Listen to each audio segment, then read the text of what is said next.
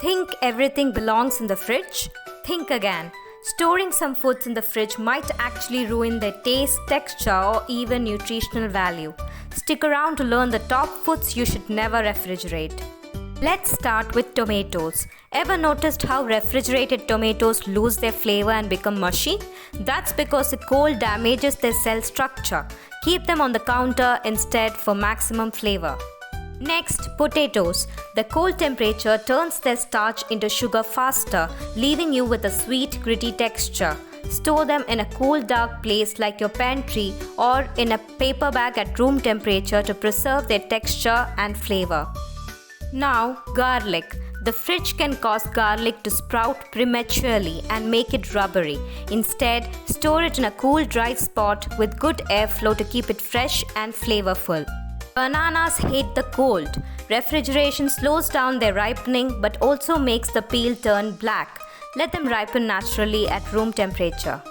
What about pickles? They are preserved in vinegar and salt, so they don't need refrigeration. One of the best things about pickles is their long shelf life, allowing them to be stored in the pantry and saving precious fridge space. However, for store-bought varieties, always check the packaging for any specific refrigeration instructions. Cucumbers are tricky. Putting them in the fridge might seem right, but to preserve cucumbers optimally, avoid refrigerating them, as this can make them watery and prone to developing pits. Pits in cucumber refer to hollow or sunken areas that can develop due to chilling injury. Store them in an airtight container on your countertop or in your pantry. Sure, apples last longer in the fridge, but did you know refrigeration makes them lose their crispiness and flavor? Keep them in a fruit bowl and they will thank you with every crunchy bite. And let's talk chocolate. Keep chocolate out of the fridge to prevent it from developing a grainy texture and losing its flavor. Instead, store it in a cool, dry spot away from direct sunlight to preserve its rich, decadent taste. Many people think the fridge is safe for oils, but is actually the worst spot. Cold temperature causes olive oil to solidify and turn cloudy. Instead, store it in a cool, dark cupboard to keep it smooth and silky.